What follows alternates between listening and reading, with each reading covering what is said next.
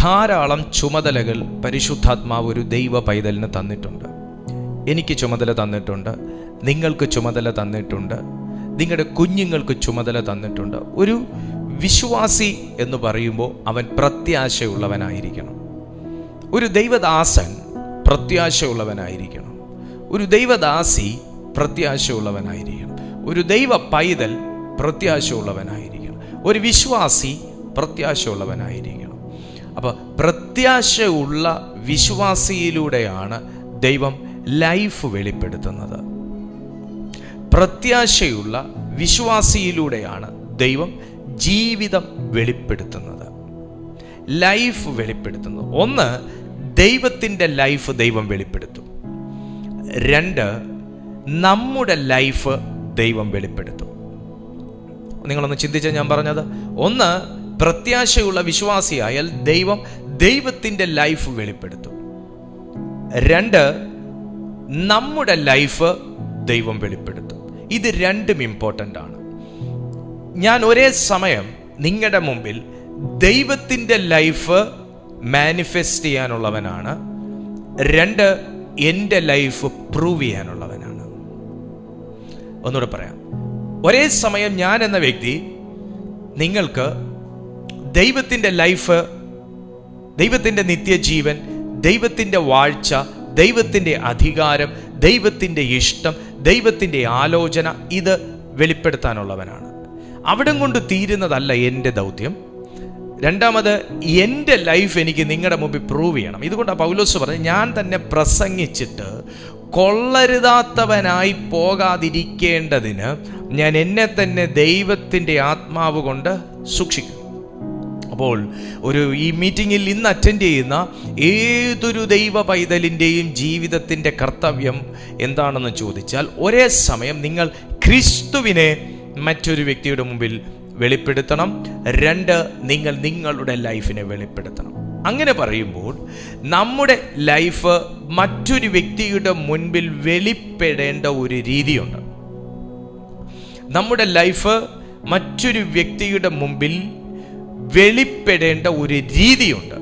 അത് ബിബ്ലിക്കലി വേണം നമ്മുടെ ലൈഫ് മറ്റൊരു വ്യക്തിയുടെ മുമ്പിൽ വെളിപ്പെടേണ്ടത്. ലളിതമായ ഭാഷയിൽ പറഞ്ഞാൽ സാക്ഷ്യമുള്ള ജീവിതം ഉണ്ടായിരിക്കണം. സാക്ഷ്യമുള്ളൊരു ജീവിതം. ഞാൻ എപ്പോഴും അതിൽ നിർബന്ധം പിടിക്കുന്നത്, ഇപ്പോൾ എന്നെക്കുറിച്ച് ലോകത്തിലുള്ള മനുഷ്യർ സാക്ഷ്യം പറയുന്നതിനേക്കാൾ ഞാൻ ശ്രദ്ധ കേന്ദ്രീകരിക്കുന്നത് ദൈവത്തിന് എന്നെക്കുറിച്ചൊരു സാക്ഷ്യമുണ്ടോ എന്ന് നോക്കാനാണ്. ദൈവത്തിന് എന്നെക്കുറിച്ചൊരു സാക്ഷ്യമുണ്ടെങ്കിൽ അവിടുന്ന് എന്നെ അവിടുത്തെ പ്രവൃത്തികളിൽ അധികമായി ഉപയോഗിക്കാനായി തുടങ്ങും. നിങ്ങളുടെ ജീവിതം മറ്റൊരു വ്യക്തിയുടെ മുമ്പിൽ നിങ്ങൾക്കൊരു സാക്ഷ്യമാകണമെങ്കിൽ, നിങ്ങളുടെ പ്രവർത്തനങ്ങൾ മറ്റൊരു വ്യക്തിയുടെ മുമ്പിൽ വിജയകരമാകണമെന്നുണ്ടെങ്കിൽ, നിങ്ങളുടെ ശുശ്രൂഷ മറ്റൊരു വ്യക്തിയുടെ മുമ്പിൽ ഒരു ദൈവത്തിൻ്റെതായി തീരണമെന്നുണ്ടെങ്കിൽ, അത് ദൈവം ഇറങ്ങി ശുശ്രൂഷിക്കുന്നത് പോലെ ആയി തീരണമെന്നുണ്ടെങ്കിൽ, നിങ്ങൾക്ക് ദൈവസന്നിധിയിൽ ഈ ഒരു വെളിപ്പാടുണ്ടായിരിക്കണം. ഹല്ലേലൂയ! ഈ ഒരു വെളിപ്പാടുണ്ടായിരിക്കണം. യോഹന്നാൻ്റെ 1-ാമത്തെ ലേഖനം 3-ാമത്തെ അധ്യായം അതിൻ്റെ 3-ാമത്തെ വാക്യത്തിൽ ഇങ്ങനെ പറയുന്നു, ഒരു പ്രത്യാശയുള്ള വിശ്വാസി ദൈവത്തിൻ്റെ സന്നിധിയിൽ സാക്ഷ്യമുള്ളവനാകണമെന്നുണ്ടെങ്കിൽ, ഒരു പ്രത്യാശയുള്ള വിശ്വാസിയുടെ ജീവിതത്തിലൂടെ നിങ്ങൾക്ക് ദൈവത്തെ കാണിക്കാനും നിങ്ങളുടെ ജീവിതത്തെ തന്നെ നിങ്ങളുടെ ശത്രുവിൻ്റെ മുമ്പിൽ കാണിക്കാനും നിങ്ങൾ ആഗ്രഹിക്കുന്നു എന്നുണ്ടെങ്കിൽ, ദൈവത്തിൻ്റെ വചനം പറയുന്നു, അവനിൽ പ്രത്യാശയുള്ളവൻ. യോഹന്നാൻ എഴുതിയ 1-ാമത്തെ ലേഖനം 3-ാമത്തെ അധ്യായം 3-ാമത്തെ വാക്യത്തിൽ പറയുന്നു, അവനിൽ ഈ പ്രത്യാശയുള്ളവൻ എല്ലാം അവൻ നിർമ്മലനായിരിക്കുന്നത് പോലെ തന്നെ നിർമ്മലീകരിക്കുന്നു. ഒന്നുകൂടെ പറഞ്ഞേ, അവനിൽ ഈ പ്രത്യാശയുള്ളവൻ എല്ലാം അവൻ നിർമ്മലനായിരിക്കുന്നത് പോലെ തന്നെ നിർമ്മലീകരിക്കുന്നു. ഒന്ന് ശ്രദ്ധിച്ച് ആ വാക്യത്തിലേക്കൊന്ന് നമ്മുടെ കണ്ണുകളെ പതിപ്പിച്ചാൽ, നമ്മുടെ മനസ്സ് ആ വാക്യത്തിലേക്കൊന്ന് സമർപ്പിച്ചാൽ, ഇതിനകത്ത് എനിക്കുള്ള ശബ്ദമുണ്ടോ എന്ന് നിങ്ങൾ ഒന്ന് സസൂക്ഷ്മം നിങ്ങളുടെ മനസ്സും ചിന്തയും കണ്ണുകളും ഒന്ന് പതിപ്പിച്ചാൽ നിങ്ങൾക്കൊരു വാക്ക് അതിനകത്ത് കാണാൻ പറ്റും. തന്നെ നിർമ്മലീകരിക്കുന്നു മീൻസ്, ഞാൻ തന്നെ ചെയ്യേണ്ടതായിട്ടുള്ള ഒരു പ്രവൃത്തി, ഞാൻ തന്നെ ചെയ്യേണ്ട ഒരു പ്രവൃത്തി, ഞാൻ തന്നെ ചെയ്യേണ്ട ഒരു പ്രവൃത്തി, തന്നെ താൻ നിർമ്മലീകരിക്കുന്നു. അപ്പൊ ദൈവം മാത്രമല്ല എൻ്റെ ജീവിതത്തിൻ്റെ മാറ്റത്തിന് വേണ്ടി എന്തെങ്കിലും ഒന്ന് ചെയ്യുന്നത്, ഞാൻ തന്നെ എൻ്റെ ലൈഫ് മോഡിഫൈ ചെയ്യാൻ ബാധ്യസ്ഥനാണ്. എൻ്റെ ലൈഫ് ഒന്ന് മോഡിഫൈ ചെയ്യാൻ ദൈവ കൈകളിൽ കൊടുത്ത് ഞാൻ വെറുതെ ഇരിക്കുവല്ല വേണ്ടേ, ഞാൻ തന്നെ എൻ്റെ ലൈഫിൽ ചെയ്യാനുള്ള ചില കാര്യങ്ങളുണ്ട്. ഞാൻ അത് പറയുമ്പോൾ എപ്പോഴും പറയുന്നൊരു കാര്യമാണ്, പരിശുദ്ധ ആത്മാവ് എന്ന അതിശക്തമാകുന്ന ഒരു വാഗ്ദത്തം ഇന്ന് ഈ മീറ്റിങ്ങിൽ അറ്റൻഡ് ചെയ്യുന്ന ഏതെങ്കിലും ഒരു കുഞ്ഞ് പ്രാപിച്ചിട്ടുണ്ടെങ്കിൽ നിങ്ങൾക്കൊരിക്കലും പറയാനൊക്കുകയല്ല, സ്നാനമേറ്റ ശേഷം ഞാൻ വെറുതെ ഇരുന്നിട്ട് ദൈവം എൻ്റെ മേൽ പകർന്നതാണ്. ആ പരിശുദ്ധ ആത്മാവ് എന്ന വാഗ്ദത്തം നിങ്ങൾ പ്രാപിച്ചതിൻ്റെ പിന്നിൽ നിങ്ങൾ തന്നെ നിങ്ങളിൽ ചെലുത്തിയ ഒരു പ്രവൃത്തിയുണ്ട്. ഓ ഹല്ലേലൂയ. നിങ്ങൾ തന്നെ നിങ്ങളെ മോഡിഫൈ ചെയ്ത ഒരു രീതിയുണ്ട്. നിങ്ങൾ തന്നെ നിങ്ങളെ വിധേയപ്പെടുത്തി കൊടുത്തൊരു മനോഭാവമുണ്ട്. നിങ്ങൾ തന്നെ നിങ്ങളിൽ നിക്ഷേപിച്ച ഒരു വിശ്വാസമുണ്ട്. നിങ്ങൾ തന്നെ നിങ്ങളിൽ എടുത്ത ഒരു തീരുമാനമുണ്ട്. നിങ്ങൾ തന്നെ നിങ്ങളുടെ ജീവിതത്തിൽ കൊണ്ടുവന്നൊരു ചിട്ടയുണ്ട്. നമ്മൾ ഇതൊക്കെ അറിഞ്ഞിട്ടാണോ അറിയാണ്ടാണോ, പക്ഷേ വല്ലാത്തൊരു ദാഹത്തിനകത്ത് നമ്മൾ ദൈവവും ദൈവത്തിൻ്റെ വചനവും ദൈവത്തിൻ്റെ രാജ്യവുമായി ചെയ്ത ഒരു ഭയങ്കരമാകുന്ന ഒരു കോപ്പറേഷൻ ഉണ്ട്. ആ കോപ്പറേഷനിലൂടെയാണ് നിങ്ങളുടെ മേൽ ദൈവത്തിൻ്റെ വാഗ്ദത്തമാകുന്ന പരിശുദ്ധ ആത്മാവ് വന്നതുപോലെ ഒരു വിടുതൽ ഒരു മനുഷ്യൻ ആവശ്യമുണ്ടെങ്കിൽ, ഒരു ദർശനം ഒരു മനുഷ്യൻ ആവശ്യമുണ്ടെങ്കിൽ, ഒരു അഡ്വൈസ് ദൈവത്തിൽ നിന്ന് ആവശ്യമുണ്ടെങ്കിൽ, ഒരു ഗിഫ്റ്റ് ദൈവത്തിൽ നിന്ന് ആവശ്യമുണ്ടെങ്കിൽ, ഒരു ആലോചന ദൈവത്തിൽ നിന്ന് ആവശ്യമുണ്ടെങ്കിൽ, ഒരു ജീവിതം എനിക്ക് മറ്റുള്ളവരുടെ മുമ്പിൽ എനിക്കൊന്ന് വിടിവിക്കപ്പെട്ട് കാണിക്കണമെന്നൊരു നിശ്ചയദാർഢ്യം നമ്മുടെ ഉള്ളിലുണ്ടെങ്കിൽ, ഞാൻ തന്നെ എന്നിൽ ചെയ്യേണ്ട ചില മോഡിഫിക്കേഷൻസ് ഉണ്ട്. ഞാൻ തന്നെ എന്നിൽ വരുത്തേണ്ട ചില മോഡിഫിക്കേഷൻസ് ഉണ്ട്. ഞാൻ തന്നെ എന്നിൽ ഡെവലപ്പ് ചെയ്യേണ്ട ചില കാര്യങ്ങളുണ്ട്. ആ കാര്യങ്ങളിലേക്ക് നിങ്ങളുടെ കണ്ണുകളെ തുറക്കുകയാണ് ഇന്നത്തെ ഈ വചന ശുശ്രൂഷയിലൂടെ പരിശുദ്ധാത്മാവ് ചെയ്യാൻ പോകുന്നത്. എനിക്ക് വ്യക്തമായിട്ടറിയാം, മറ്റുള്ളവരുടെ മുമ്പിൽ എനിക്കൊരു സാക്ഷ്യം വേണമെന്ന്, മറ്റുള്ളവരുടെ മുമ്പിൽ എനിക്കും എൻ്റെ കുടുംബത്തിനൊരു വില വേണമെന്ന്, മറ്റുള്ളവരുടെ മുമ്പിൽ ഈ ദൈവം ജീവിക്കുന്ന ദൈവമെന്ന് തെളിയിക്കണമെന്ന്, ജീവിതം കൊണ്ട് അത് തെളിയിക്കണമെന്ന്, ശുശ്രൂഷ കൊണ്ട് അത് തെളിയിക്കണമെന്ന്, ഈ ജന്മത്തിൽ അത് തെളിയിക്കണമെന്ന്, ഈ ദിവസങ്ങളിൽ അത് തെളിയിക്കണമെന്ന്, ഈ വർഷം ഈ ആണ്ട് അവസാനിക്കുന്നതിന് മുൻപേ തെളിയിക്കണമെന്ന് ദൈവസന്നിധിയിൽ കരഞ്ഞു പ്രാർത്ഥിക്കുന്ന ചില വ്യക്തിത്വങ്ങൾ ഇതിനകത്തുണ്ടെന്ന് വ്യക്തമായി ഞാൻ ആത്മാവിൽ തിരിച്ചറിഞ്ഞുകൊണ്ട് പറയുന്നു. നിങ്ങൾ തന്നെ ഇന്നത്തെ ഈ പ്രാർത്ഥനയിൽ, ഇന്നത്തെ ഈ ശുശ്രൂഷയിൽ, ഇന്ന് കേൾക്കുന്ന ഈ വചനത്തിനകത്ത് നിങ്ങൾ തന്നെ നിങ്ങളിൽ കൊണ്ടുവരേണ്ട ഒരു ഡെവലപ്മെന്റ് നിങ്ങൾ കൊണ്ടുവരാൻ വചനത്തിന്റെ കീഴ്പ്പെട്ട് നിങ്ങൾ സമർപ്പിക്കുന്നുവെങ്കിൽ പരിശുദ്ധാത്മാവ് അത് ചെയ്യാൻ നിങ്ങളുടെ കൈപിടിക്കും. പരിശുദ്ധാത്മാവ് അത് ചെയ്യാൻ നിങ്ങളുടെ കൈപിടിക്കും. ആരാണിത് ചെയ്യുന്നത്? അവനിൽ പ്രത്യാശയുള്ളവൻ. അവനിൽ പ്രത്യാശയുള്ളവൻ. ഞാൻ നേരത്തെ പറഞ്ഞു, ആരാണ് വിശ്വാസി? പ്രത്യാശയുള്ളവനാണ് വിശ്വാസി. എന്നെ കേൾക്കുന്ന പ്രിയപ്പെട്ട സുഹൃത്തെ, ദൈവത്തിലുള്ള വിശ്വാസം നിങ്ങൾക്ക് നഷ്ടപ്പെട്ടിട്ടില്ല. എൻ്റെ ചോദ്യം, പ്രത്യാശയുണ്ടോന്ന്? ദൈവവചനത്തിലുള്ള വിശ്വാസം നിങ്ങൾക്ക് നഷ്ടപ്പെട്ടിട്ടില്ല. പക്ഷെ എൻ്റെ ചോദ്യം, ദൈവവചനത്തിലുള്ള പ്രത്യാശയുണ്ടോന്ന്? പ്രത്യാശയുള്ളവന് പ്രത്യാശയിലൂടെ ഒരു വിശ്വാസമല്ല, 9,000 വിശ്വാസം ഡെവലപ്പ് ചെയ്യും. 9,000 വിശ്വാസം ഡെവലപ്പ് ചെയ്യും. വാ, വിശ്വാസം അത് വേറൊരു ഫംഗ്ഷനാ, പ്രത്യാശ അത് വല്ലാത്തൊരു ഫംഗ്ഷനാ. 14 ദിവസം സൂര്യചന്ദ്രനെ കാണാതെ നടുക്കടലിൽ അകപ്പെട്ടു പോയ പൗലോസ്ലീഹായ്ക്കുണ്ടായിരുന്നത് വിശ്വാസമല്ല, പ്രത്യാശയായിരുന്നു.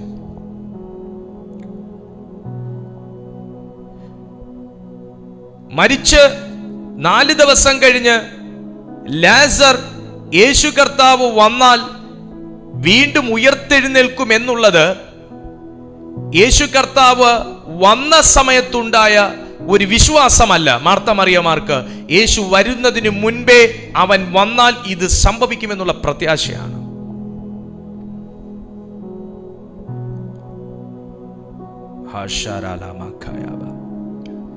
Hallelujah, hallelujah. അതുപോലെ സാധ്യത ഉണ്ടെങ്കിൽ അല്ലെങ്കിൽ സാധ്യതയ്ക്കുള്ള സാധ്യതയുണ്ട്, സൗഖ്യമാകാനുള്ള സാധ്യതയുണ്ട്, കർത്താവ് വരാനുള്ള സാധ്യതയുണ്ട്, ലോട്ടറി അടിക്കാനുള്ള സാധ്യതയുണ്ടെങ്കിൽ വിശ്വാസം ഓട്ടോമാറ്റിക്കലി വരും. പക്ഷേ ഇപ്പം ബർത്തിമായിയെ കുറിച്ച് പറയുവാണെങ്കിൽ അവർക്ക് വിശ്വാസം ഉള്ളത് കൊണ്ടാണ് സൗഖ്യമായി. പക്ഷെ യേശു അവർക്ക് അടുത്ത് വന്നപ്പോൾ ഉണ്ടായ ഒരു ഡെവലപ്മെന്റ് ആണ് ആ വിശ്വാസം. അവർക്ക് യേശു വന്ന് തൊട്ടാൽ സൗഖ്യമാകും എന്ന് അവർക്ക് അറിയാം. പക്ഷെ അവരതിനു വേണ്ടി കാത്തിരുന്നു എന്നൊന്നും പറയുന്നില്ല. പക്ഷെ യേശു വരുന്നു എന്നറിഞ്ഞപ്പോൾ അവർ ഓടിച്ചെന്നു സൗഖ്യമാകാൻ. അതവരുടെ വിശ്വാസമാണ്. അത് യേശു ഉള്ളത് കൊണ്ടുള്ളൊരു സാധ്യതയാണ് ആ വിശ്വാസം. എന്നാൽ യേശുവേ അവിടെ ഇല്ല. പക്ഷെ ഒരു പ്രത്യാശയുണ്ട്, എന്നെ യേശു തൊട്ടാൽ ഞാൻ സൗഖ്യമാകും, യേശു തൊടും ഞാൻ സൗഖ്യമാകും, കർത്താവ് എൻ്റെ ഈ കാര്യത്തിൽ ഒരു വിടുതൽ തരും, ഞാൻ വിടുവിക്കപ്പെടും. ഇത് പ്രത്യാശ. കാരണം ഒന്നും കാണാനില്ല, ഓപ്ഷൻസ് ഒന്നും ഇല്ല, സാധ്യതയൊന്നും ഇല്ല. പക്ഷേ ഞാനൊരു കാര്യത്തിന്മേൽ പിടിച്ചിട്ടുണ്ടെങ്കിൽ, ഞാനത് യേശു കർത്താവിൻ്റെ നാമത്തിലാണ് പ്രാർത്ഥിച്ചിട്ടേക്കുന്നതെങ്കിൽ, ഞാനത് ചോദിച്ചിട്ടുണ്ടെങ്കിൽ, ഞാൻ അതിലേക്ക് എൻ്റെ ദൃഷ്ടി പതിപ്പിച്ചിട്ടുണ്ടെങ്കിൽ, അവിടുന്ന് എൻ്റെ ലൈഫിൽ കാലവിളംബം കൂടാതെ അത് ചെയ്തു തരും. ഇത് പ്രത്യാശ പ്ലസ് വിശ്വാസമാണ്. വിശ്വാസം മാത്രമല്ല, പ്രത്യാശ പ്ലസ് വിശ്വാസമാണ്. അപ്പൊ ഇതിന് ഭയങ്കര ആക്കം കൂടും. കർത്താവിൽ പ്രത്യാശയുള്ളൊരു മനുഷ്യൻ, കാരണം നമ്മൾ എന്തിനാ നിർമ്മലീകരിക്കണമെന്ന് യോഹന്നാൻ പറയുന്നേ? ഒരു പ്രത്യാശയുണ്ട്, അതെനിക്ക് നാളെ ലോട്ടറി അടിക്കുമെന്നല്ല, കർത്താവ് വരും, അതൊരു പ്രത്യാശയാണ്. അപ്പോൾ കർത്താവ് എന്നാ വരുന്നതെന്നുള്ളത് നമുക്ക് മെസ്സേജ് ഇട്ടാൽ നമ്മൾ ഒരാഴ്ച മുന്നേ കുളിക്കാൻ തുടങ്ങും, നമ്മൾ നിർമ്മലീകരിക്കാൻ തുടങ്ങും. പക്ഷേ ഇവിടെ ആ പണി കർത്താവ് ചെയ്യത്തില്ല, കള്ളനെ പോലെ വരും എന്നാണ് പറഞ്ഞേക്കുന്നത്. അപ്പോൾ ഒരു പ്രത്യാശ, ഒരു എക്സാമ്പിൾ പറയുന്നതാണ് യേശു കർത്താവിൻ്റെ വരവുമായി ബന്ധപ്പെട്ട്. അതൊരു പ്രത്യാശയാണ്. നമുക്കൊരു വിശ്വാസമുണ്ട്, വരത്തില്ലേ, വരും, അതൊരു പ്രത്യാശയാണ്. യേശു കർത്താവിൻ്റെ വരവിങ്കൽ എടുക്കപ്പെടണം, അതിനുവേണ്ടി ഈ തീയതിയിൽ ഞാൻ നിർമ്മലീകരിക്കണം. കർത്താവ് അടുത്ത ആണ്ടിലല്ലേ വരത്തുള്ളൂ എന്ന് പറഞ്ഞ് ഈ ആണ്ടിൽ എങ്ങനെയെങ്കിലും പോയി അടുത്ത ആണ്ടിൽ അല്ല, ഞാൻ ഇന്നേ നിർമ്മലീകരിക്കണം. നിങ്ങളിതൊന്ന് ശ്രദ്ധിച്ചേ, നിർമ്മലീകരിക്കണമെന്ന് പറയുമ്പോൾ നിർമ്മലീകരണം മാത്രം പ്രത്യാശയ്ക്കകത്ത് പെടുന്ന ഒന്നല്ല. ഞാൻ ഇന്നേ നിർമ്മലീകരിക്കണം, ഇന്നേ ഞാൻ ആത്മാവിൽ ബലപ്പെടണം, ഇന്നേ ഞാൻ പ്രാർത്ഥിച്ചു തുടങ്ങണം, ഇന്നേ ഞാൻ ശക്തി സ്വരൂപിക്കണം. കർത്താവിൻ്റെ വരവിന് മുൻപേ ഈ ലോകത്തിൽ എന്നെക്കൊണ്ട് ചെയ്യാൻ ആവശ്യമുള്ള കാര്യങ്ങൾ ഞാൻ ഇന്ന് ചെയ്യണം. ഞാൻ കുറച്ച് നേരത്തെ ഒരു സഹോദരന് മെസ്സേജ് ഇട്ടിട്ടിരിക്കുന്നതാണ്. ആ സഹോദരൻ ഈ മീറ്റിങ്ങിലുണ്ടോ എന്ന് എനിക്ക് അറിഞ്ഞുകൂടാ, ഉണ്ടായാൽ നല്ലത്. ഞാൻ കുറച്ച് നേരത്തെ കുറച്ചൊന്ന് ഞാൻ ഇന്ന് വരെ സംസാരിച്ചിട്ടില്ലാത്ത പോലെ കുറച്ചൊന്ന് ഗൗരവത്തോടെ ഒരു വിഷയവുമായി ബന്ധപ്പെട്ട് സംസാരിച്ചു. എന്നേക്കാൾ വളരെ സീനിയറാണ്, പക്ഷേ ഒരു കാര്യം കേട്ടപ്പോൾ എനിക്കങ്ങ് എൻ്റെ സ്പിരിറ്റിൽ എനിക്കത് വല്ലായ്മ തോന്നി. ഞാൻ ആ ഒരു ഗൗരവത്തോടെ കർത്തൃദാസൻ എന്നുള്ള നിലയിൽ, മറ്റേ ഞാനൊരു അനുജൻ എന്നുള്ള രീതിയിൽ സംസാരിക്കും, പക്ഷേ ഇത് കർത്താവിൻ്റെ ദാസൻ എന്നുള്ള നിലയിൽ ഗൗരവത്തോടെ ഞാൻ സംസാരിച്ചു. അത് ആവശ്യമായിരുന്നു, വളരെ മാന്യമായ രീതി ആവശ്യമായിരുന്നു.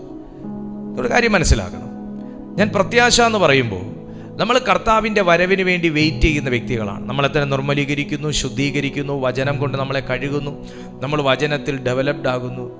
എൻ്റെ ദൗത്യമെന്ന് പറയുന്നത് ഈ ഭൂമിയിൽ മാങ്ങായും പറിച്ച് തിന്ന്, ഈ ഭൂമിയിൽ ആരെങ്കിലുമായിട്ടൊക്കെ തമ്മിത്തല്ലി, ആരെങ്കിലുമായിട്ടൊക്കെ പിണങ്ങി, ആരുടെയെന്നെങ്കിലുമൊക്കെ കടവും വാങ്ങി കൊടുക്കാതെ ജീവിച്ച്, വല്ലവിധേനയും ജീവിതം ഉന്തിയും തള്ളിയും ഉരുട്ടിയും പെരട്ടിയും മുമ്പോട്ട് കൊണ്ടുപോയി വല്ലവിധേനയും കർത്താവിൻ്റെ വരവിങ്കൽ എടുക്കപ്പെടൂ എന്ന് പറഞ്ഞ് ആരും ഇരിക്കരുത്. മനസ്സിലായോ? പ്രത്യാശയുണ്ട്. എന്തിനായിരിക്കുന്നേ? ഇന്ന് ചത്താൽ നാളെ നിത്യതയെ പോകണം.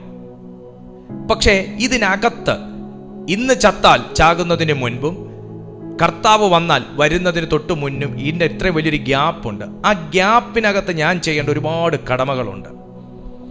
ഈ നിത്യത പിടിച്ചുകൊണ്ടിരുന്നിട്ട് ഇതിലേക്ക് മാത്രം നോക്കിയിട്ട് ഞാൻ ഇവിടെ ചെയ്യേണ്ട കാര്യങ്ങൾക്കകത്ത് കംപ്ലീറ്റ് ഞാൻ ആബ്സെന്റാ. മോനെ, എന്നെയും നിന്നെയും ദൈവം ഈ ഭൂമിയിലേക്ക് അയച്ചപ്പോൾ ഇവിടെ വാഴുക എന്ന് പറഞ്ഞ ഇവിടെ അയച്ചത്, അതിപ്പോഴും പെൻഡിങ്ങാ.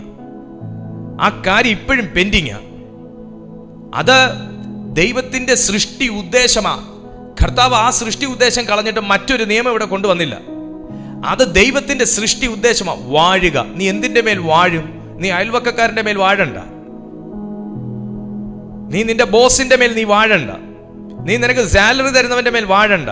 നീ നിന്റെ പാസ്റ്ററിന്റെ മേൽ വാഴണ്ട. നീ നിന്റെ സഹവിശ്വാസിയുടെ മേൽ നീ വാഴണ്ട. നിനക്ക് വാഴാൻ മറ്റു പല കാര്യങ്ങളുണ്ട്. ഒന്ന്, ദൈവത്തിന്റെ വചനത്തിൽ നീ ജീവിക്കുക, വാഴുക. മറ്റുള്ളവർക്ക് നീ ഇതിന്റെ വെളിച്ചമായിരിക്കുക. 3, സാത്താനീയ ശക്തികളുടെ മേൽ നീ വാഴുക. ദൈവം തന്നിരിക്കുന്ന അഭിഷേകത്തിൽ നീ വാഴുക. നിനക്കുള്ള ഉത്തരവാദിത്വത്തിൽ വാഴുക. ഞാൻ തുടക്കത്തിൽ പറഞ്ഞതുപോലെ എൻ്റെ ദൈവം തന്നിരിക്കുന്ന ജീവനിൽ നീ വാഴുക. നിന്റെ ജീവിതത്തിൽ നീ വാഴുക. ഈ വാഴ്ച പലർക്കും ഒരു അട്രാക്ഷൻ ആയിരിക്കണം. അല്ലാതെ നമ്മൾ ഈ കണ്ണി കണ്ടവരെല്ലാം കുറ്റവും പറഞ്ഞ് അവരുടെ ശുശ്രൂഷയും നമ്മൾ വിധിച്ച്, നോ, അതല്ല നമ്മുടെ വാഴ്ച. അതല്ല നമ്മുടെ വാഴ്ച. അതല്ല നമ്മുടെ വാഴ്ച. വാഴുക, അത് സകലത്തിൻ്റെ മേലും ജയിക്കണം. മോനെ, ഈ വാഴുക എന്ന് പറയുമ്പോൾ നിന്നെ കീഴ്പ്പെടുത്താൻ സാധ്യതയുള്ള ഏതൊരു വികാരങ്ങളുടെ മേലും നീ വാണിരിക്കണം. നിന്നെ കീഴ്പ്പെടുത്തുമെന്ന് തോന്നുന്ന സ്ട്രഗിൾസിനെ നീ വാണിരിക്കണം, ജയിച്ചിരിക്കണം. വെറുതെ ആണോ നമ്മളോട് ജയിക്കാൻ പറഞ്ഞേ? നമ്മളെ ദൈവത്തിന്റെ ആത്മാവ് തന്നിട്ട് ജയിക്കാൻ പറഞ്ഞേ. എന്തുകൊണ്ട് ഏലീശ ഏലിയാവിന്റെ മേലുള്ളതിനേക്കാൾ ഡബിൾ പോർഷൻ വേണമെന്ന് ദൈവത്തോട് ചോദിച്ചു? അല്ലെങ്കിൽ ഏലീശ ഏലിയാവിനോട് ചോദിച്ചു? ഏലീശ ഏലിയാവിന്റെ മേലുള്ള ആത്മാവിന് ഇരട്ടി പങ്ക് വേണമെന്ന് എന്തുകൊണ്ട് ചോദിച്ചു? അദ്ദേഹത്തിന് ഏലിയാവിന്റെ റെക്കോർഡ് ബ്രേക്ക് ചെയ്യാനാണോ? അല്ല. അദ്ദേഹത്തിന് ആളാകാനാണോ? അല്ല. അദ്ദേഹത്തിന് കൂടുതൽ അത്ഭുതങ്ങൾ ചെയ്യാനാണോ? അല്ല. ഏലിയാവ് കടന്നുപോയ കാലത്തിൽ കൂടെ അല്ല ഇനി ഏലീശ കടന്നു പോകാൻ പോകുന്നത്. ഏലിയാവ് ഫേസ് ചെയ്ത ഡിമോണിക് റിലത്തോടല്ല ഇനി ഏലീശ ഫേസ് ചെയ്യാൻ പോകുന്നത്. ഏലിയാവ് കഴിച്ചുകൂട്ടിയ കാലഘട്ടത്തിനകത്തല്ല ഇനി ഏലീശ ശുശ്രൂഷ ഏറ്റെടുത്ത് ചെയ്യാൻ പോകുന്നത്. ഏലിയാവ് കണ്ട ജസബേലുമാരെ അല്ല ഇനി ഏലീശ കണ്ടുമുട്ടാൻ പോകുന്നത്. ആമേൻ. ജസബേലിനെ പോലും പേടിച്ച് ഏലീശായ്ക്ക് ചൂരച്ചെടിയുടെ കീഴിൽ പോയി കിടക്കേണ്ടി വന്നു, മരണം കാത്ത്. പക്ഷേ ആ ഒരവസ്ഥ ഏലീശായുടെ ലൈഫിൽ ഉണ്ടാകരുതെന്ന് ഏലീശ മുന്നമേ അറിഞ്ഞിട്ടാണ് ഏലിയാവ് ഫേസ് ചെയ്തതല്ല ഞാൻ ഫേസ് ചെയ്യാനുള്ളതെന്നും, ഏലിയാവ് കണ്ടതല്ല ഞാൻ കാണാനുള്ളതെന്നും, ഏലിയാവ് കഴിച്ചുകൂട്ടിയ കാലഘട്ടത്തിലല്ല ഞാൻ കഴിച്ചുകൂട്ടാൻ ഇരിക്കുന്നതെന്നും തിരിച്ചറിഞ്ഞതുകൊണ്ട് ഡബിൾ പോർഷൻ ചോദിച്ചത്. ഇത് ഞാൻ ആത്മാവിൽ ആരെയൊക്കെയോ തൊട്ട് ഞാൻ ഈ വചനം അവരുടെ കാതുകളിൽ പറയുന്നത് പോലെ പറയുന്നു. പ്രിയപ്പെട്ട സുഹൃത്തേ, നിങ്ങളുടെ അമ്മയപ്പന്മാർ ജീവിച്ച കാലഘട്ടത്തിലെ പോരാട്ടമല്ല ഇന്നത്തെ പോരാട്ടം. നിങ്ങൾ വിശ്വാസത്തിൽ എത്തിയ കാലഘട്ടത്തിലെ കാലമല്ല ഇന്നത്തെ ഈ കാലഘട്ടം. നിങ്ങൾ ഇന്നലെ കണ്ടതല്ല ഇന്ന് കാണുന്നത്, ഇന്ന് കണ്ടതല്ല നാളെ കാണാനിരിക്കുന്നതും. അനുനിമിഷം ദൈവസന്നിധിയിൽ നിന്നെ തന്നെ നിർമ്മലീകരിക്കുകയും അനുനിമിഷം ദൈവസന്നിധിയിൽ പുതിയ കൃപകൾക്ക് വേണ്ടി നീ പ്രാർത്ഥിച്ച് സമർപ്പിക്കേണ്ടതുമാകുന്ന കാലഘട്ടം കടന്നിരിക്കുന്നു. യേശുവിന്റെ നാമത്തിൽ വിശ്വാസത്തിൽ വീണുപോയ ആരൊക്കെയോ ഇതിനകത്തുണ്ട്. യേശുവിന്റെ നാമത്തിൽ തുടങ്ങിയിട്ട് പിശാചിന്റെ ആത്മാവിൽ അവസാനിപ്പിച്ച് നിർത്തിയിരിക്കുന്ന ആരൊക്കെയോ ഇതിനകത്തുണ്ട്. അവരോടൊക്കെ ദൈവാത്മാവ് പറയുന്നു, നീ തന്നെ നിന്നിൽ ചെയ്യേണ്ട ഒരു ശുശ്രൂഷ ചെയ്യുക. നീ തന്നെ നിന്നിൽ ചെയ്യേണ്ട ഒരു ശുശ്രൂഷ. അങ്ങനെയല്ലേ ബൈബിൾ നമ്മൾ വായിച്ചേ? അവനിൽ ഈ പ്രത്യാശയുള്ളവൻ എല്ലാം അവൻ നിർമ്മലനായിരിക്കുന്നത് പോലെ. എന്റെ ചോദ്യം അല്ല, കംപ്ലീറ്റ് ചെയ്യണ്ടേ? അവൻ നിർമ്മലനായിരിക്കുന്നത് പോലെ തന്നെ നിർമ്മലീകരിക്കുന്നു. തന്നെ കർത്താവുമായിട്ടുള്ള പിതാവുമായിട്ടുള്ള റിലേഷൻഷിപ്പ്, അസോസിയേഷൻ യേശു കർത്താവിന് വേണ്ടി യേശു കർത്താവ് ചെയ്തത് ആരും തള്ളിവിട്ടിട്ടൊന്നുമല്ല. താൻ തന്നെ തൻ്റെ ലൈഫിൽ ചെയ്യാനുള്ളത് ചെയ്തു. ഒന്നെന്നെ ശ്രദ്ധിച്ച് കേൾക്കണേ. പാസ്റ്റർക്ക് ചെയ്തു തരുന്നതിൽ വലിയ അളവിൽ ലിമിറ്റേഷൻ ഉണ്ട്. സഹവിശ്വാസികൾക്ക് ചെയ്തു തരുന്നതിൽ വലിയ അളവിൽ ലിമിറ്റേഷൻസ് ഉണ്ട്. നിന്നിൽ ചെയ്യാനുള്ളിടത്താണ് ലിമിറ്റേഷൻസ് ഇല്ലാതെ. ഇവിടെ ആ പിശാച് ഭയങ്കര വലിയ ഒരു കോഡ് ഉണ്ടാക്കി കൊണ്ടുവെക്കുന്നത്. ആർക്കും പെട്ടെന്ന് സ്കാൻ ചെയ്യാൻ പറ്റാത്ത, ആർക്കും പെട്ടെന്ന് ഐഡന്റിഫൈ ചെയ്യാൻ പറ്റാത്ത ഒരു കോഡ്. നിന്നിൽ വരുത്തേണ്ട ഡെവലപ്മെന്റിൽ എവിടെ വീഴ്ച സംഭവിക്കുന്നോ ആ വീഴ്ചക്കകത്ത് അടിസ്ഥാനത്തിന്റെ ഒരു കല്ലിടും. അടുത്ത ദിവസം നീ നിന്റെ ലൈഫിൽ വരുത്തേണ്ട ഡെവലപ്മെന്റുകളിൽ എവിടെ വീഴ്ച സംഭവിക്കുന്നോ അവിടെ ആ കല്ലിന്റെ പുറത്ത് അടുത്തൊരു കല്ല് കൊണ്ടുവെക്കും. നിങ്ങൾ അടിസ്ഥാനം കെട്ടുന്നത് കണ്ടിട്ടുണ്ടോ? ഉണ്ട്. എങ്ങനെയാ? എല്ലാം വലിയ ചതുരക്കല്ലുകളല്ല, അതിനിടയിൽ ചീളിക്കല്ലുകളും പ്ലാക്ക് കല്ലുകളും അതിനിടയിൽ ഇടത്തരം കല്ലുകളും വലിയ കല്ലുകളും എല്ലാം കൂടെ ചേർത്ത് അതിൻ്റെ ഇടയിൽ ചാന്തിട്ടാണ് അടിസ്ഥാനം കെട്ടുന്നത്. ചില വിള്ളലുകൾക്കിടയിൽ അവൻ ചാന്തിടും, ചില വിള്ളലുകൾക്കിടയിൽ അവൻ കല്ല് വെക്കും.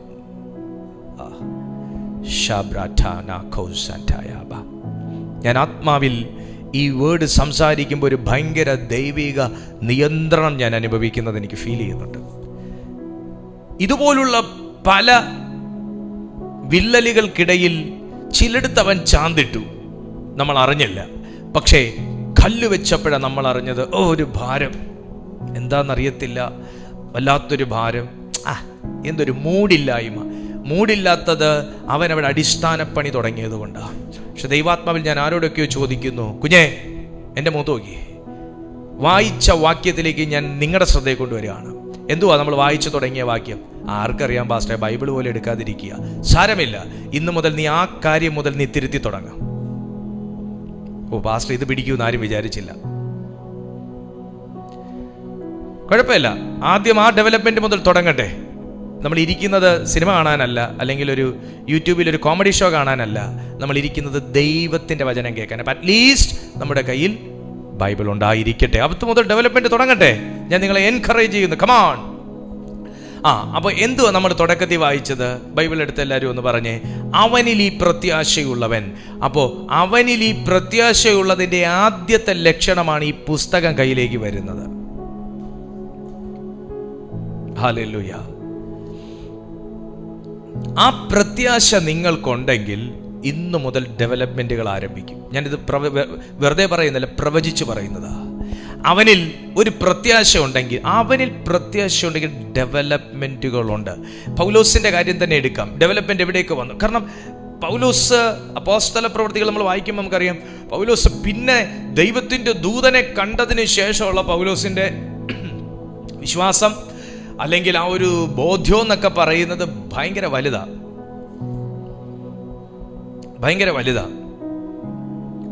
അതിനുശേഷം പൗലോസ് പറയുന്ന ആ എടുത്ത പൗലോസിൽ എടുത്ത് തന്നിൽ തന്നെ വരുത്തിയ ചില അവിശ്വാസത്തിനകത്തുള്ള മോഡിഫിക്കേഷനിലൂടെ തനിക്ക് പിന്നെ വന്ന ഡെവലപ്മെന്റുകൾ എന്ന് പറയുന്ന, അല്ലെങ്കിൽ തനിക്ക് വന്ന ഡെവലപ്മെന്റുകൾ എന്ന് പറയുന്നത്, ഒന്ന് ആ അന്തരീക്ഷത്തിന്റെ മേലൊരു ഡെവലപ്മെന്റ് വന്നു. കാരണം 14 ദിവസം സൂര്യ ചന്ദ്രനെ കാണാത്ത അവസ്ഥയ്ക്ക് ആദ്യം വിടുതൽ, കപ്പൽ എങ്ങോട്ടെന്നറിയാത്ത അവസ്ഥയിൽ നിന്ന് രണ്ടാമത്തെ വിടുതൽ, എവിടെ ചെന്നെത്തുമെന്നറിയാത്ത, അല്ലെങ്കിൽ വെള്ളത്തിൽ മുങ്ങിപ്പോകുവോ, കരയിച്ചെന്നടിയുവോ, ശവമായിട്ട് കരയിച്ചെന്നടിയുവോ, അവസാനം നമ്മൾ ജീവനോടെ കരയിൽ ചെല്ലുവോ എന്നുള്ള ചിന്തയ്ക്ക് മൂന്നാമത്തെ വിടുതൽ. ആമേൻ, ആമേൻ, ആമേൻ. കപ്പൽ മുഴുവനായിട്ട് പോകുവോ അതോ നീന്തിപ്പോകുവോ അല്ല പലകമേൽ പോകുവോ എന്നുള്ള ചിന്തയ്ക്ക് നാലാമത്തെ വിടുതൽ. ഈ പൗലോസ് ശ്ലീഹായിക്ക് ദൈവവുമായിട്ടുള്ള ബന്ധത്തിലൂടെ, ആ ദൈവിക സന്ദർശനത്തിലൂടെ, ദൂതന്റെ സന്ദർശനത്തിലൂടെ, ആ പ്രയറിലൂടെ, താൻ ദൈവത്തിൽ നിന്ന് സ്വീകരിച്ച ദൈവ ശബ്ദത്തിലൂടെ താൻ തന്നിൽ വരുത്തേണ്ട ഡെവലപ്മെന്റുകൾ വരുത്തിയപ്പോൾ സീസൺസ് ചേഞ്ച് ആയി തുടങ്ങി. ഞാൻ ആത്മാവിൽ പ്രവചിക്കട്ടെ. ഇന്ന് ഇതുപോലെ നടുക്കടലിൽ നിൽക്കുന്ന ആരൊക്കെയോ ഇങ്ങനെ ചിന്തിക്കുന്നു, ഇത് അങ്ങോട്ട് കൊണ്ടുപോകണമെന്നുണ്ട്, ഇങ്ങോട്ട് കൊണ്ടുപോകണമെന്നുണ്ട്, അല്ലെങ്കിൽ പുറകിലേക്ക് പോകണമെന്നുണ്ട്, മുന്നിലേക്ക് പോകണമെന്നുണ്ട്. പക്ഷേ കടലിന്റെ ഈ വല്ലാത്ത ഇളക്കം കാരണം എങ്ങോട്ടും കൊണ്ടുപോകാൻ പറ്റാതെ മഞ്ഞുമലയിൽ ചെന്ന് ഒരിടി ഇടിക്കുന്നു, വേറെ ചില കൂനയിൽ ചെന്ന് വേറൊരിടി ഇടിക്കുന്നു, കപ്പലാകെ ഉലയുന്നു, മറിയുന്നു, മുങ്ങുമോ തകരുമോ എന്നറിയാത്തൊരവസ്ഥയിൽ നിൽക്കുന്നു. മരിച്ച കടലിൽ കിടക്കുമോ, ജീവനോടെ കടലിൽ കിടക്കുമോ എന്നറിയാത്ത അവസ്ഥയിൽ കിടക്കുന്നു. എന്ത് ചെയ്യണമെന്നറിയാത്ത അവസ്ഥയിൽ കിടക്കുന്ന, സൂര്യ ചന്ദ്രന്മാരെ കാണാത്ത നിലയിൽ, പ്രകാശം കാണാത്ത നിലയിൽ ഇരുട്ടിൽ കിടന്ന് തപ്പി തടയുന്ന ചില വ്യക്തിത്വങ്ങളോട് പരിശുദ്ധ ആത്മാവ് പറയുന്നു, പൗലോസ്ലീഹ 14 ദിവസം ആ കടലിനകത്ത് കഴിച്ചു കൂട്ടിയത് 14 ജന്മം പോലെയാണ്. അതിനകത്ത് തന്നിൽ തന്നെ വരേണ്ട ഒരു ഡെവലപ്മെന്റ് ദൈവം ആ ഒരു സീസണിൽ വരുത്തിയതിനു ശേഷം തന്റെ 4 ഘട്ടങ്ങൾക്ക് വിടുതലുണ്ടായതുപോലെ, പ്രിയപ്പെട്ട സുഹൃത്തെ, കപ്പൽ തകർക്കത്തില്ല എന്ന് ഞാൻ പറയുന്നില്ല, പക്ഷെ അതിന്റെ ഒരു തടിയെങ്കിലും പിടിച്ച് നിനക്ക് കരപറ്റാൻ ദൈവം ഒരു ഓപ്ഷൻ ബാക്കിയിടും. യേശുവിന്റെ നാമത്തിൽ കടല് നോക്കിയപ്പോൾ ഞാൻ കപ്പല് തകർത്തു, ചെകുത്താൻ നോക്കിയപ്പോൾ ഞാൻ കപ്പല് തകർത്തു, കപ്പിത്താനെ തകർത്തു, എല്ലാം തകർത്തു, കപ്പലിന്റെ രൂപമേ തകർത്തു. പക്ഷെ പ്രാർത്ഥിക്കുന്നവന് കപ്പല് വേണ്ടടാ കടല് കടക്കാൻ, ഒരു ചെറിയ പലകത്തടി മതി.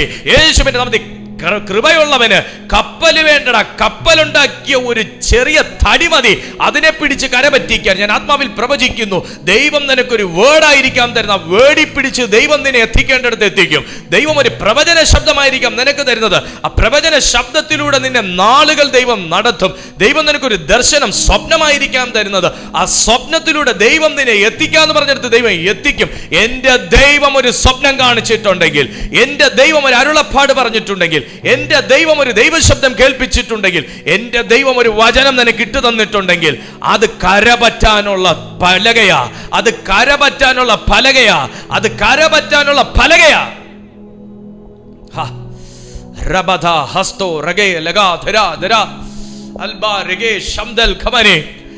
വിശ്വാസമുള്ള ആരൊക്കെ ഇതിനകത്തുണ്ട്?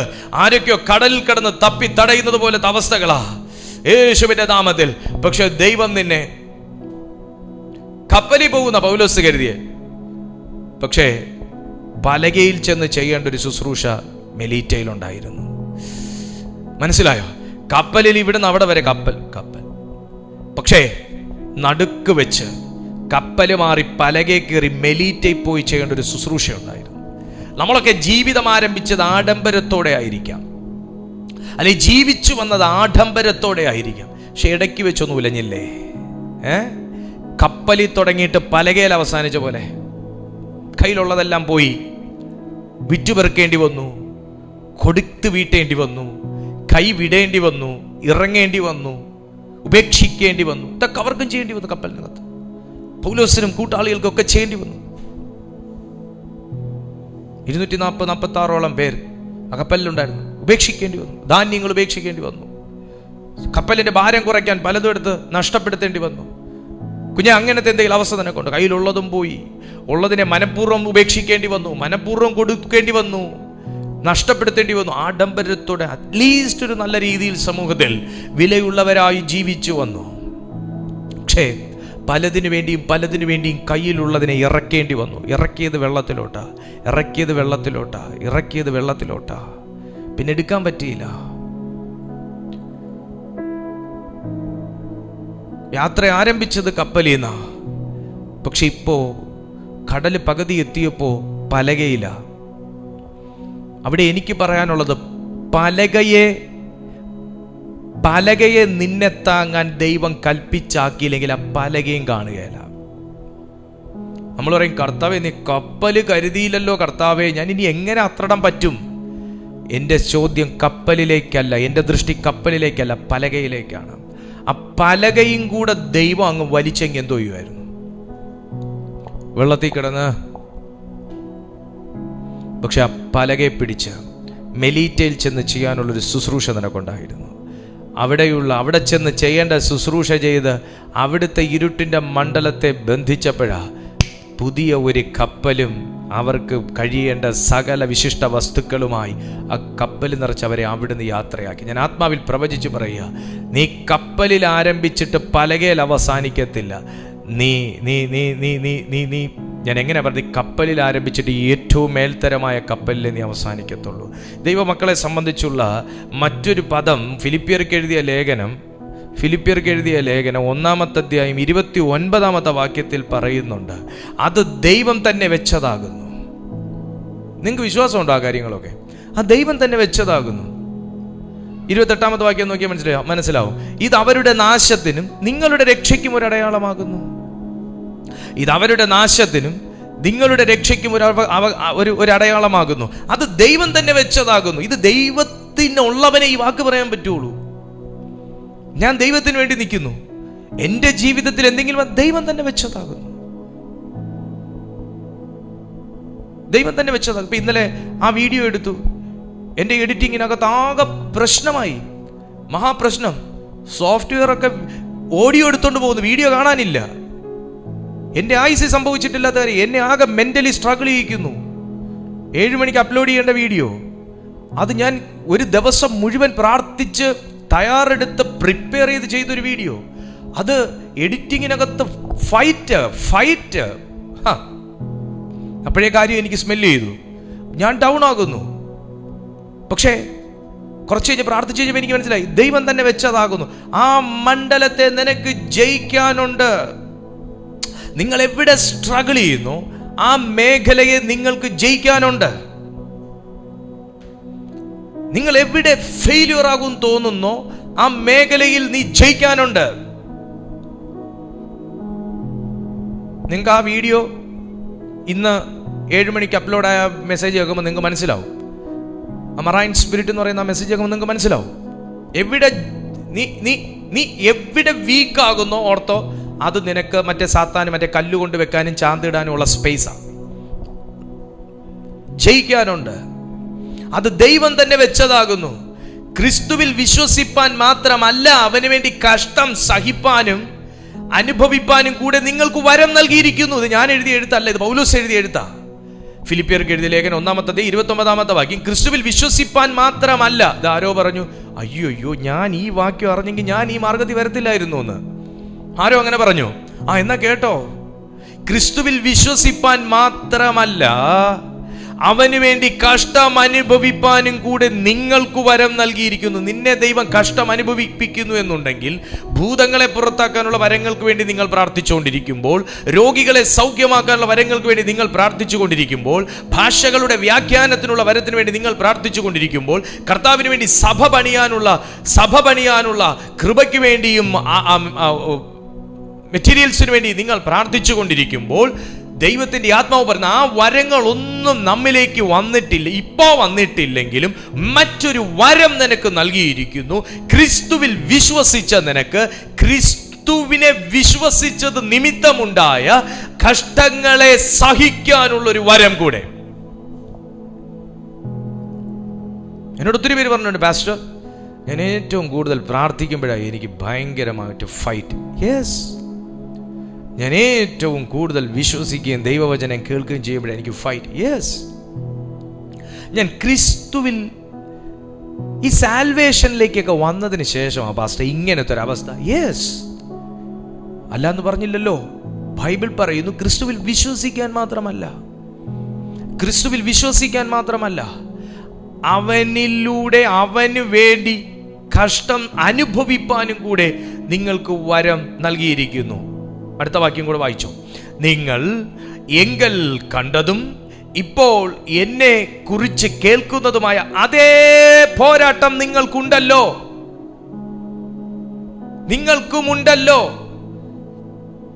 നിങ്ങൾ ക്രിസ്തുവിനെ നോക്ക്, ക്രിസ്തുവിന് കഷ്ടമില്ലായിരുന്നു, ഉണ്ട്, അവൻ അത് സഹിച്ചു. നിങ്ങൾ പൗലോസിനെ നോക്ക്, പൗലോസിന് കഷ്ടമുണ്ടായിരുന്നില്ലേ, അവൻ അതിനെ സഹിച്ചു. പത്രോസിനെ നോക്ക്, അവൻ അതിനെ സഹിച്ചു. കർത്താവിന് വേണ്ടി നിന്ന ശിഷ്യന്മാരെ ഒക്കെ നോക്ക്, അവരത് സഹിച്ചു, ജയിച്ചു. അതവിടെ പറയുന്നത് നിങ്ങൾ എങ്കൽ കണ്ടതും. പൗലോസിൽ കാണാൻ എന്തെങ്കിലും ഉണ്ടോ? ധാരാളം കാര്യങ്ങൾ കാണാനുണ്ട്. പൗലോസിൽ നിന്ന് എടുക്കാൻ എന്തെങ്കിലും ഉണ്ടോ? ധാരാളം കാര്യങ്ങൾ എടുക്കാനുണ്ട്. കേവലം കഷ്ടം അനുഭവിച്ച് പരാജയപ്പെട്ടു പോയൊരു മനുഷ്യനാണോ പൗലോസ്? അല്ല, കഷ്ടം അനുഭവിച്ച് ജയിച്ചൊരു മനുഷ്യനാണ് പൗലോസ്. പോരാട്ടങ്ങളിലൂടെയാണ് ആ മനുഷ്യന്റെ പ്രാർത്ഥനയിലെ വീര്യം വർദ്ധിച്ചത്. പോരാട്ടം വർദ്ധിക്കുമ്പം അത് സഹിക്കാൻ വേണ്ടി പ്രാർത്ഥിക്കുമ്പോൾ അതിലൂടെ പുതിയ മഹത്വം കാണും. നമുക്കാണെങ്കിൽ അത്ര അങ്ങോട്ട് സുഖമില്ലാത്തൊരു പരിപാടിയാണ് ഈ പോരാട്ടം, കഷ്ടം, പിന്നെ അതിന് വേണ്ടിയിട്ടിരുന്ന് പ്രാർത്ഥിക്കൽ, അതിൽ നിന്ന് പിന്നെ വിടുതലെടുക്കൽ. അത്ര സുഖമില്ലാത്തൊരു കാര്യമാണ്. നമുക്കെല്ലാം റെഡി ടു ഈറ്റ് പരിപാടിയാണ്. പക്ഷെ ഈ കാര്യത്തിൽ അങ്ങനെ റെഡി ടു ഈറ്റ് എല്ലാ കാര്യത്തിലും ഇല്ല.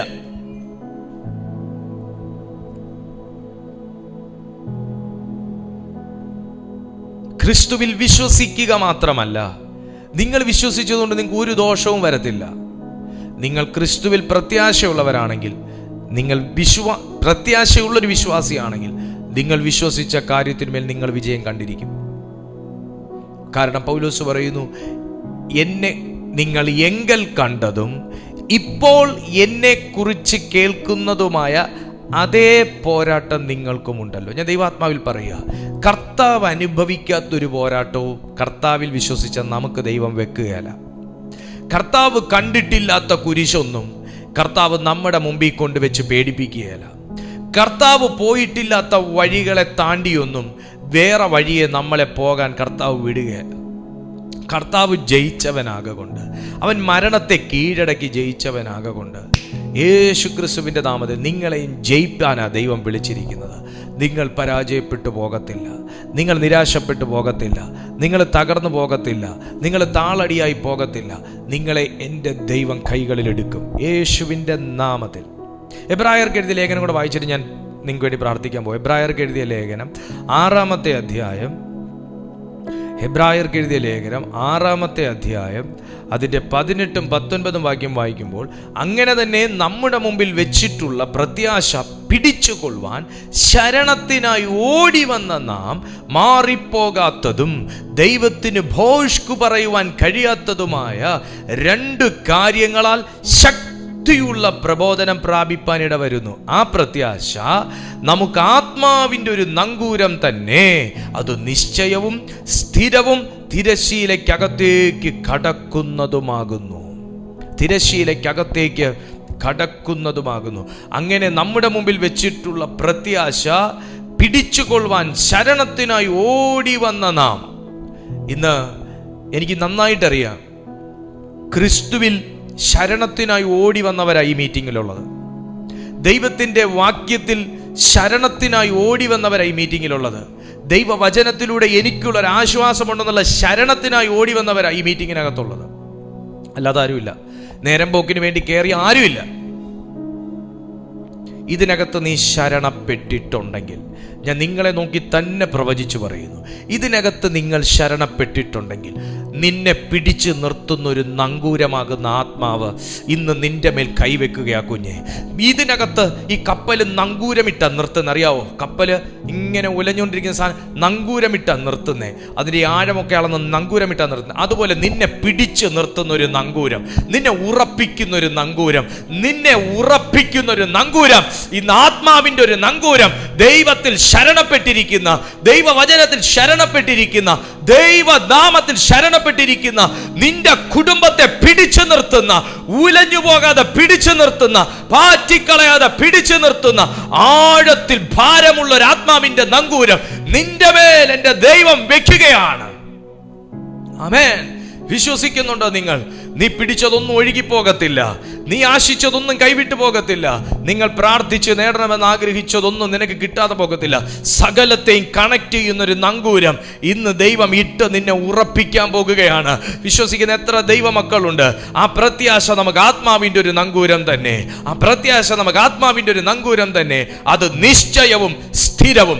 ആ ആത്മാവിൻ്റെ നങ്കൂരം നിശ്ചയവും സ്ഥിരവും. ആരോ പറയുന്നു എൻ്റെ വാഗ്ദത്തങ്ങളൊന്നും സ്ഥിരപ്പെട്ടില്ല, ഞാൻ കേട്ട ദൈവശബ്ദങ്ങളൊന്നും സ്ഥിരപ്പെട്ടില്ല, ഒന്നും ഒരു നിശ്ചയമില്ലാത്ത ദൂതുകളായിപ്പോയി. No no no no no. ആത്മാവിന്റെ നങ്കൂരം പിടിച്ചാരോ ഇതിനകത്തുണ്ട്, ആത്മാവിന്റെ നങ്കൂരം പിടിച്ചാരോ ഇതിനകത്തുണ്ട്. ആരെയൊക്കെയോ ആത്മാവിൽ ഉടക്കിയിട്ടിരിക്കുന്ന ചില വ്യക്തികളോട് ദൈവാത്മാവ് പറയുന്നു, നീ കേട്ടത് സ്ഥിരപ്പെടാൻ പോകുക, നീ കേട്ടത് സ്ഥിരപ്പെടും, നീ കേട്ടത് നിശ്ചയപ്പെടും, നീ കേട്ടത് നിശ്ചയിച്ച സമയത്ത് സ്ഥിരപ്പെടും. ആമേൻ. സ്ഥിരപ്പെടും. അത് സൗഖ്യമാണോ? സ്ഥിരപ്പെടും. ശുശ്രൂഷയാണോ? സ്ഥിരപ്പെടും. കുഞ്ഞുങ്ങളാണോ? സ്ഥിരപ്പെടും. ജോലിയാണോ? സ്ഥിരപ്പെടും. നിശ്ചയമുള്ളതേ തമ്പുരാൻ പറയത്തുള്ളൂ, നിശ്ചയമുള്ളതേ പറയത്തുള്ളൂ. പക്ഷെ നീ ആ വാഗ്ദത്തത്തിലേക്ക് എത്തരുത് എന്ന് ആഗ്രഹിക്കുന്ന ഒരു ഡിമോണിക് റിലം, നഷ്ടപ്പെട്ടത് തിരിച്ചു പിടിക്കരുതെന്ന്, കൈവിട്ടുപോയത് തിരിച്ചു പിടിക്കരുതെന്ന് ആഗ്രഹിക്കുന്ന ഒരു ഡിമോണിക് റിലത്തെ ജയിക്കാൻ ആത്മാവിൻ്റെ നങ്കൂരം ഘടിപ്പിക്കപ്പെടണം. ആത്മാവിൻ്റെ നങ്കൂരം ഇട്ട് നീ അതിൽ ഉറച്ചു നിൽക്കണം. യേശുവിൻ്റെ നാമത്തിൽ എത്ര ദൈവമക്കൾക്ക് ആശയുണ്ട്, അവർക്ക് വേണ്ടി ഞാൻ പ്രാർത്ഥിക്കാൻ പോവുകയാണ്. ദൈവം ഉറപ്പിക്കുന്ന ചില വ്യക്തിത്വങ്ങൾ, ദൈവം ഉറപ്പിക്കുന്ന ചില വ്യക്തിത്വങ്ങൾ, ദൈവം കണ്ട ചില വ്യക്തിത്വങ്ങൾ, ദൈവം സ്നേഹിക്കുന്ന ചില വ്യക്തിത്വങ്ങൾ. Holy Ghost. ഒന്ന് പ്രാർത്ഥിച്ചു തുടങ്ങി. ദൈവം നിങ്ങളിലേക്ക് വരാനുള്ളത് നിങ്ങൾ പ്രാർത്ഥിച്ച് പിടിക്കുകയില്ലാന്ന്, നിങ്ങൾ പ്രാർത്ഥിച്ച് നേടുകയില്ലാന്ന്, നിങ്ങളെ ദൈവസന്നിധിയിൽ ഉറപ്പിച്ച് നിർത്തുകയില്ലാന്ന് വാദിച്ച് നിൽക്കുന്ന ചില ശബ്ദങ്ങൾക്കെതിരെ നിനക്ക് നിൽക്കാൻ കഴിയുമെങ്കിൽ, നീ അതിനോട് ഉറപ്പിച്ചിരിക്കുന്നുവെങ്കിൽ, പരിശുദ്ധ ആത്മാവ് നിന്നെ അതിനായി ഹെൽപ്പ് ചെയ്യും. അത് നിശ്ചയവും സ്ഥിരവും തിരശ്ശീലയ്ക്കകത്തേക്ക് കടക്കുന്നതുമാകുന്നു. കടന്ന ഒരു കർത്താവാണ് നമുക്കുള്ളത്. പാപത്തെ കടന്ന ഒരു കർത്താവ്, ശാപത്തെ കടന്ന ഒരു കർത്താവ്, മരണത്തെ കടന്ന ഒരു കർത്താവ് ഇന്ന് നമ്മുടെ കൂടെ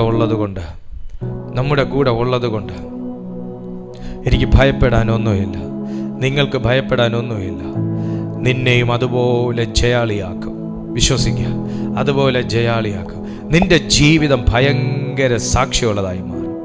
നിങ്ങളുടെ ജീവിതം ഭയങ്കര സാക്ഷിയുള്ളതായി മാറും. എത്ര ദൈവമക്കൾ വിശ്വസിക്കുന്നു? നിങ്ങളുടെ ജീവിതം ഭയങ്കര ഡെലിവറൻസുകൾ നിങ്ങളുടെ ജീവിതത്തിൽ വെളിപ്പെടുന്നത് മറ്റുള്ളവർക്ക് ഒരടയാളമായിരിക്കും. നിങ്ങൾ വിളിച്ച ദൈവം നിങ്ങളെ കൈവിട്ട ദൈവം അല്ലാന്നും, വിളി കേൾക്കാത്ത ദൈവം അല്ലാന്നും മറ്റുള്ളവർക്ക് നിങ്ങളുടെ ജീവിതത്തിലൂടെ ഒരു സാക്ഷ്യം ഉണ്ടാവും. കാരണം അത് നിശ്ചയവും തിരശ്ശീലയ്ക്കകത്തേക്ക് കടന്നതുമാകുന്നു. കർത്താവ് ഈ ഭൂമിയിൽ ജീവിച്ചപ്പോൾ 3-ാം നാൾ മരിച്ച് ഉയർത്തെഴുന്നേൽക്കുന്ന ശിഷ്യന്മാരോട് പറഞ്ഞിട്ട് പോയി. തൻ്റെ ജീവിതം കൊണ്ട് അത് തെളിയിക്കാൻ മരിച്ചതിന് ശേഷം 40 ദിവസത്തോളം അവർക്ക് പ്രത്യക്ഷനായി. അതുപോലെ വാക്കുകൾ കൊണ്ട് മാത്രം പറഞ്ഞു വെക്കുന്നതല്ല, ജീവിതത്തിൽ വെളിപ്പെടുത്തി കാണിക്കാനും വരം തരുന്നതാ ദൈവത്തിന്റെ സ്നേഹം. യേശു കർത്താവ് പറഞ്ഞത് ശിഷ്യന്മാർ ഗ്രഹിച്ചില്ല.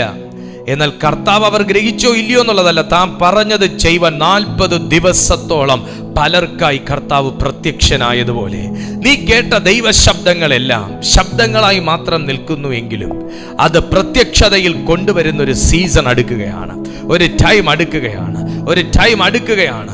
യേശുവിൻ്റെ നാമത്തിൽ തിരശ്ശീലയ്ക്കകത്തേക്ക് കടന്നതുമാകുന്നു. നിന്റെ കർത്താവ് തെളിയിച്ചതുപോലെ നിന്റെ ജീവിതത്തിൽ നിങ്ങൾ വിശ്വസിച്ചത് ദൈവം തെളിയിക്കാൻ പോകുന്നു. നിങ്ങൾ പ്രത്യാശിച്ചത് ദൈവം തെളിയിക്കാൻ പോകുന്നു. നിങ്ങൾ വായി കൊണ്ട് വിശ്വാസത്തിൽ പറഞ്ഞത് ദൈവം തെളിയിക്കാൻ പോകുന്നു. ഓ ഹല്ലേലൂയ! നിങ്ങൾ സൗഖ്യമാകുമെന്ന്, നിങ്ങൾ വിടുതൽ ഏറ്റെടുക്കുമെന്ന്, നിങ്ങൾ അനുഗ്രഹിക്കപ്പെടുമെന്ന്, നിങ്ങൾ അഭിഷിക്തനാകുമെന്ന്, നിങ്ങൾ വിശ്വാസത്താൽ കണ്ടതും പറഞ്ഞതും കേട്ടതും ദൈവം പ്രത്യക്ഷതയിൽ കൊണ്ടുവരാൻ പോകുന്നു. വിശ്വസിക്കുന്നവർ ഇതിനകത്തുണ്ടെങ്കിൽ ആമേൻ പറഞ്ഞ ദൈവ സാന്നിധ്യത്തെ ഉറപ്പിക്കുക, ആ ദൈവ ശബ്ദത്തെ ഉറപ്പിക്കുക. അതുപോലൊരു ആത്മാവിന്റെ നങ്കൂരം ആരുടെയോ മേൽ പരിശുദ്ധാത്മാ വിടുകയാണ്. വിശ്വസിക്കുന്ന ആരുടെയോ മേൽ ആ ആത്മാവിന്റെ നങ്കൂരം എവിടെയോ ചിതറിച്ചു കൊണ്ടുപോയ നിന്നെ, പിശാച് എവിടെയോ മാറ്റിക്കൊണ്ടുപോയ നിന്നെ ദൈവം പിടിച്ച് ആത്മാവിന്റെ നങ്കൂരമിട്ട് ഉറപ്പിക്കുന്ന ഒരു കാഴ്ച നിനക്ക് ആത്മാ കണ്ണിൽ കാണാൻ പറ്റുന്നു എന്നുണ്ടെങ്കിൽ ഓർമ്മിച്ചോ, അത് നിന്നോടുള്ള ദൈവത്തിന്റെ ഇടപെടലാ. നിങ്ങളുടെ മക്കളെ പാറ്റിക്കൊണ്ടുപോകുന്ന സാത്താനിയ ശക്തികളിൽ നിന്ന് പിടിച്ച് ആത്മാവിന്റെ നങ്കൂരമിട്ട് അവനെ ഒരിടത്ത് ഉറപ്പിച്ച് നിർത്തുന്നു എന്നുണ്ടെങ്കിൽ കേട്ടോ, അത് ദൈവത്തിന്റെ ഒരു പ്രവൃത്തിയാ. നിങ്ങളുടെ മനസ്സിനെ, നിങ്ങളുടെ ചിന്തകളെ ആമേൻ ഈ പാറ്റിക്കൊണ്ടു പോകുന്നത് പോലെ സാത്താൻ പാറ്റിക്കൊണ്ടുപോകുമ്പോൾ വചനമാകുന്ന ഈ ആത്മാവിന്റെ നങ്കൂരമിട്ട് നിന്നെ തിരിച്ചു പിടിച്ചൊരിടത്ത് ഉറപ്പിച്ച് നിർത്തുന്നെങ്കിൽ ഇതൊരു ദൈവത്തിന്റെ പ്രവൃത്തിയാ. വിശ്വാസം നഷ്ടപ്പെട്ടു പോയിക്കൊണ്ടിരിക്കുന്ന, പ്രത്യാശ നഷ്ടപ്പെട്ടു പോയിക്കൊണ്ടിരിക്കുന്ന നിങ്ങളെ ഇന്ന് ഈ കൂട്ടായ്മയിലേക്ക്, സന്ദേശത്തിലേക്ക് കൊണ്ടുവന്ന് തന്റെ വചനമാകുന്ന ആത്മാവാകുന്ന നങ്കൂരമിട്ട് വീണ്ടും വിശ്വാസത്തിലേക്ക് ഉറപ്പിച്ച് നിർത്തുന്നുവെങ്കിൽ ഇത് ദൈവത്തിന്റെ ഒരു പ്രവൃത്തിയാ. ഈ പ്രവൃത്തി നിന്റെ ജീവിതത്തിൽ എൻലാർജ് ആകാൻ പോവുകയാണ്, വലുതാകാൻ പോകുകയാണ്. യേശുവിന്റെ നാമത്തിൽ അത് വിശ്വസിക്കുന്നവന്റെ ജീവിതത്തിൽ വലിയ ഒരു ദൈവ പ്രവൃത്തി അതുണ്ടാകട്ടെ. ആ ദൈവ പ്രവൃത്തികൾ ഉണ്ടാകട്ടെ. പിതാവേ, അങ്ങയുടെ മക്കളാണ് ഞാൻ, ഇവർക്കായി അങ്ങ് തന്ന വചനം അങ്ങയുടെ നാമത്തിൽ കൊടുത്തിരിക്കുന്നു. ഈ കേട്ട വചനം ഞങ്ങൾക്കൊരുപോലെ അനുഗ്രഹമായി തീരട്ടെ. ഈ വചനത്തിനകത്തുള്ള ആത്മാവ് ഞങ്ങളെ ശക്തീകരിച്ചതിനായി സ്തോത്രം. അഭിഷേകത്തിൽ ഞങ്ങളെ നിറച്ചതിനായി, നിർത്തിയതിനായി സ്തോത്രം. അസാധാരണമാകുന്ന ദൈവശക്തി കൊണ്ട് ഞങ്ങളെ മൂടിയതിനായി സ്തോത്രം. ദൈവത്തിന്റെ വെളിപ്പാടുകളാൽ ഞങ്ങളെ നിറച്ചതിനായി സ്തോത്രം. ആത്മാഭിഷേകം ഞങ്ങളുടെ മേൽ പകർന്നതിനായി സ്തോത്രം. ഇതിനകത്തുള്ള ഓരോ ദൈവമക്കളെയും ഞാൻ പിതാവിൻ്റെയും പുത്രൻ്റെയും പരിശുദ്ധ ആത്മാവിൻ്റെയും നാമത്തിൽ ബ്ലസ് ചെയ്ത് പ്രാർത്ഥിക്കുന്നു. ഇവരൊരു അനുഗ്രഹമായിരിക്കട്ടെ, യേശുവിൻ നാമത്തിൽ തന്നെ. ആമേൻ, ആമേൻ, ആമേൻ. ദൈവമായ കർത്താവ് നിങ്ങളെ ശക്തീകരിക്കും, സഹായിക്കും, അനുഗ്രഹിക്കും. ഞങ്ങളുടെ കൂട്ടായ്മ ഏറെക്കുറെ എല്ലാവർക്കും അറിയാം. എല്ലാ ദിവസവും രാവിലെ 6:30 മണിക്ക് നമുക്ക് മോർണിംഗ് മെസ്സേജ് ഉണ്ട് ഇതേ ചാനലിൽ. അതുപോലെ വൈകുന്നേരം 6:30 മണിക്ക് ഈവനിങ് സർവീസും ഉണ്ട്. നിങ്ങൾക്ക് എല്ലാ ദിവസവും ദൈവവചനം കേൾക്കാനും പഠിക്കാനും ദൈവശക്തിയിൽ ജീവിക്കാനും സഹായിക്കുന്ന ഒരു ചാനലാണ്. സോ നിങ്ങൾ സബ്സ്ക്രൈബ് ചെയ്യുന്നതോടൊപ്പം മറ്റുള്ളവർക്കും കൂടെ ഈ വീഡിയോസ് നിങ്ങൾ ഷെയർ ചെയ്ത് കൊടുത്താൽ അനേകർക്ക് ഇതൊരു അനുഗ്രഹമാകും. അടുത്ത ദിവസം കർത്താവ് നമ്മെ കൂട്ടി യോജിപ്പിക്കുന്നത് വരെ, കാണുന്നത് വരെ ആ ദൈവത്തിൻ്റെ ചിറകടിയിൽ നമുക്ക് ശരണം പ്രാപിക്കാം. അവിടുന്ന് നമ്മെ സഹായിക്കട്ടെ. നമുക്ക് പ്രാർത്ഥനയിൽ ഓർക്കാം. ദൈവം നമ്മെ എല്ലാവരെയും ഒരുമിച്ച് അനുഗ്രഹിക്കുമാറാകട്ടെ. God be with you. God be with you. God bless you.